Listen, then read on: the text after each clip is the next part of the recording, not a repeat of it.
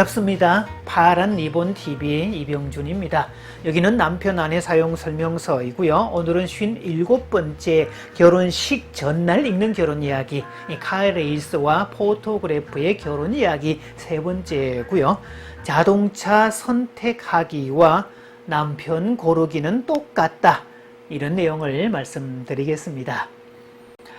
배우자 선택이라는 용어를 썼는데요. 이 배우자 선택이라는 용어는 지금까지 지구의 역사에서 여성들에게는 해당이 안 되는 용어였습니다. 이 과거의 역사에서 여성들은 배우자 선택이라는 말을 들었을 때 남자들에 의한 피택이었고 간택의 대상이었지 본인 스스로가 배우자감을 선택하는 그런 시대는 아니었습니다. 현대사회로 오고 평등사회로 만들어지고 민주화 사회가 되고 여성에게 또 교육의 기회를 통해서 동등한 어떤 신분에 있고 동등한 레벨에 이렇게 맞추어지면서 여성들도 자신의 배우자를 선택할 수 있는 권리를 얻었습니다. 그래서 제가 여기서 남자를 선택한다, 자동차를 선택한다고 할 때 카레이스를 여성으로 설정했고요. 포토그래프를 남성으로 설정을 했습니다. 여성이라고 카레이스 되지 말라는 법은 없으니까요. 그래서 여성이 자동차를 선택한다고 하는 전제를 깔고 자동차를 구입을 한다면 일단 내 목적에 맞아야 됩니다. 내가 어떤 용도로 차를 구입할 건지, 내 예산은 어느 정도인지, 차종은 어떤 차종인지, 외제차를 할 건지, 국산차를 살 건지, 색상은 뭘로 할 건지, 브랜드는 어디로 할 건지, 이런 여러 가지 면을 생각을 해봐야 되죠. 왜냐하면 자동차는 일단 사면 몇 년을 기본적으로 써야 되는 그런 경우고, 결혼은 일단 선택하고 나면 평생을 가야 되는 그런 선택이기 때문에 신중에 신중을 기해야 한다는 점입니다.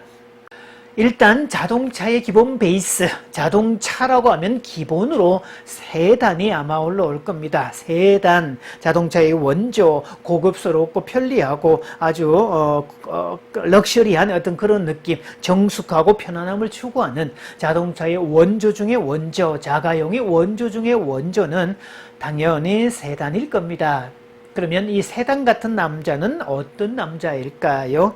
귀공자 스타일의 남자, 피부가 하얀 남자, 태어날 때부터 좋은 환경에서 또 부모라는 백그라운드와 이 경제적 어떤 편안한 상황과 또 높은 교육적인 환경 기타 등등 어릴 때부터 태어날 때부터 좋은 환경 속에서 곱게 자라고 귀하게 자라고 고급 교육을 받으면서 자라서 탁월한 존재가 되는 그런 남자가 해당이 될 겁니다.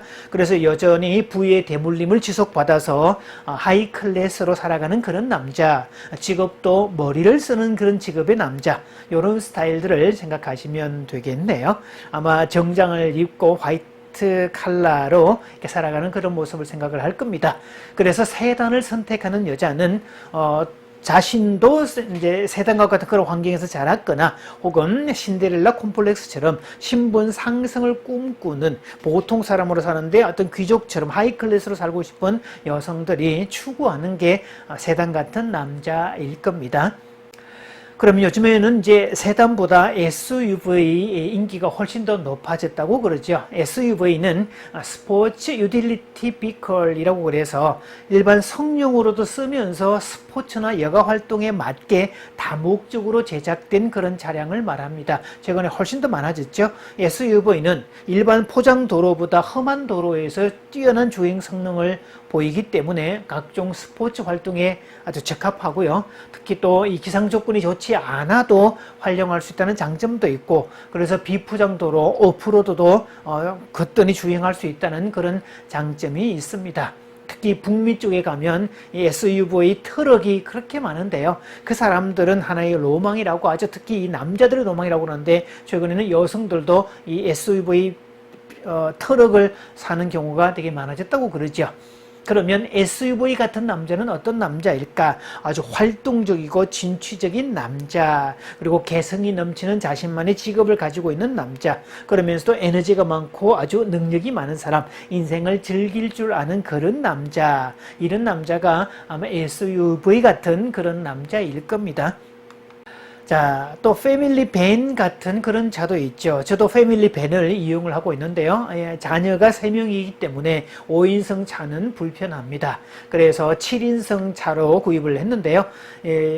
흔히 SUV 가운데 7인승 차가 나오긴 합니다만 짐을 싣고 어디 장거리 가기에는 너무 불편해서 그래서 아주 넉넉한 공간이 될 수 있도록 짐을 싣고도 7명이 타도 전혀 문제가 되지 않는 그런 차를 선택을 했고요. 또 저는 개인적으로 차를 많이 이용을 하기 때문에 혼자 이용을 할 때는 세단 같은 편안함과 또 이 SUV의 어떤 편리함을 같이 활용할 수 있는 그런 차가 없을까 고민한 끝에 패밀리 밴을 구해서 쓰고 있습니다.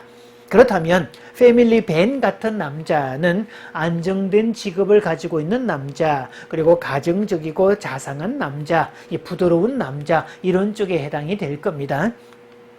경차는 어떨까요? 자, 경차는 경제적 이점이 아주 강조되죠. 그리고 작은 차의 편리를 누리기도 합니다. 어떤 사람은요, 일부러 꼭 경차만 구입하는 사람들도 있습니다. 굳이 큰 차를 탈 필요가 없다는 거죠. 그래서 합리적이고 현실 지향적인 그런 사람들이 선택하는 아주 탁월한 선택이 될 수 있다는 거죠. 그럼 경차 같은 남자는 어떤 남자일까? 남들이 말해 세단 같고 SUV 같은 그런 남자는 아닐지라도, 그래서 이 외적인 어떤 조건보다 관계적인 욕구, 관계를 맺고 정서적인 관계를 추구하는, 살가움이 많은 그런 소프트웨어를 추구하는 스타일의 남자라서 훨씬 더 삶이 아기자기하고 행복할 수 있는 그런 남자일 겁니다.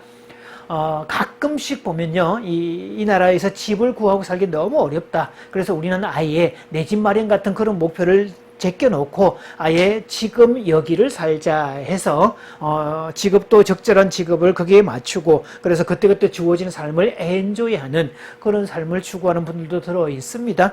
그래서 비록 불편하지만, 비록 안락하지는 않지만, 그렇다고 해서 그게 불편의 조건일 뿐이지 그게 불행의 조건은 아니라는 뜻입니다. 자, 그래서 장기적으로 시간이 오래 지나고 나면 내 집을 마련해서 사는 것 떵떵거림이나 여유나 만족이나 전세살이의 서름 이런 거는 안 당해서 좋을 수도 있겠지만, 그런 거 마련하느라고 거기에 올인하느라고 오로지 젊음을 거기에다만 투자하고 어느 날 이제 돌이켜 보았더니 내 집 마련은 했는데 돌이켜 보았더니 청춘은 다 보내버렸고 그렇게 먹고 살만한데 갑자기 병이 들었다든지 무슨 관계가 깨졌다든지 이래서 인생의 허무감 속에 사는 분들이 많다는 거죠. 그러니까 그렇게 사는 대신 그때그때 주어진 환경에 맞도록 살고 지금 여기를 사는, 아마 이런 사람들은 어떤 경차와 같은 합리적이고 어떤 현실 지향적인 그런 삶을 추구하는 사람이 아닐까 싶습니다. 차 중에는 경주용 차 같은 게 있죠. 성능 아주 탁월하죠. 아주 비싼 가격일 겁니다. 경주용 차 같은 남자라면 글쎄요, 연예인이나 아주 유명한 사람이거나 이런 사람 아닐까요? 경주용 차는 보통 차에 비해서 월등하게 뛰어나기는 합니다만 그 차는 랩이죠. 이 경기장 안에서만 유용을 하지 바깥에 나와서는 그다지 그렇게 활용되는 게 아니라는 겁니다. 그래서 아주 유명한 사람, 탁월한 사람, 연예인, 가수 이런 사람들과 결혼을 하고 나면, 그래서 나만의 남편이 아니라 무사람들의, 무팬들의 대상이 되어서 그럴 경우가 많다는 거죠. 그래서 대문 밖을 나서면 나는 내 남편을 뺏긴다 이렇게 하소연하는 분들의 사례를 본 적도 있습니다. 어쨌든 요즘은 시대에 따라서 이 남성 상도 변하고 있다는 점이죠. 앞에서 제가 전기차 이야기를 하지 않았는데요. 지금 환경의 문제가 계속 대두가 되고 있기 때문에 미래로 가면 갈수록 전기차, 수소차와 같은 친환경차가 계속 부각이 될 겁니다. 우리나라의 현대차도 제가 들은 소식에 의하면 2025년부터 내연기관, 디젤을 사용하고 가솔린을 사용하는 그런 차를 생산하지 않겠다라고 발표했다고 그러네요. 그럼 그때부터는 전기차와 수소차와 같은 친환경차가 대세가 될 겁니다. 그러면 이 차의 기본적인 개념, 내연기관을 기본으로 하는 전통적인 차, 세단은 그렇게 됐지만 미래로 가면 그렇게 되지 않는다는 거죠. 즉 남자의 남성상, 남성성, 남자의 역할 이런 것들도 고전적인 그런 역할에 머물지 않는다는 겁니다. 그래서 요즘 전기차는 세단의 정숙함도 있고 안락함도 포함이 되어 있고요. 그리고 SUV의 편리함까지 다 들어가 있고, 그래서 아예 시동이 조용한 정도를 넘어서 엔진의 시동을 건다 이런 개념이 아니라 아예 부팅을 시킨다는 표현을 씁니다. 그러면 부팅을 한 상태, 작동을 할 수 있는 상태임에도 불구하고 소리가 전혀 나지 않는 그런 경우도 있습니다. 그래서 오히려 요즘은 전기차를 만들 때 일부러 효과음을 내기 위해서 시동이 걸렸다는, 부팅이 된 상태라는 것을 확인시켜주는 정도의 소리를 일부러 나게 하는 그런 장치까지 만드는 것을 고려하고 있다고 그러죠. 왜냐하면 이 작동이 되는지 안 되는지를 모르기 때문에, 계기판을 확인하지 않으면 모르기 때문에 혹시 자칫 실수할 수 있는 위험도 있다는 겁니다. 그래서 미래에는 아주 한 역할에 고정되지 않을 거다. 요즘 뭐 세단이라고 해서 세단만 쓰는 것도 아니고 SUV라고 해서 그것만 고집하는 것도 아니고 각자의 특징, 각자의 장단점을 다 활용해서 잘 쓸 수 있는 것처럼 남자들도 아주 요긴하고 다양하게 쓸 수 있다는 이야기죠. 그래서 요즘은 특히 요생남이라고 요리하는 남자가 대세이지 않습니까? 그래서 흔히 뭐 굴러만 간다고 자동차냐, 뭐 통화만 된다고 어떻게 스마트폰이냐, 이렇게 말할 수 없다는 거죠.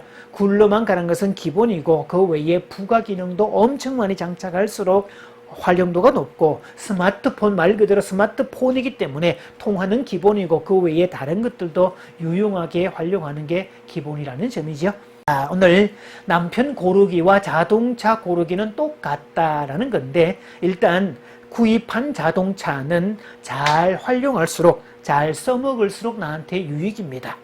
자동차를 구입하고 나면 신차 길들이기부터 시작을 해서 적절하게 소모품도 교환하고 점검하고 또 다용도로 활용을 해야 되는데, 아주 활용을 많이 할수록 나한테 플러스가 된다는 거죠. 일단 구입하고 나면 감가상각비가 형편없이 떨어지게 되는데, 그래서 나는 내가 유익을 얻으려면 일단 산 자동차는 여러 가지로 활용을 많이 하면 할수록 그렇게 이익이 된다는 사실이죠.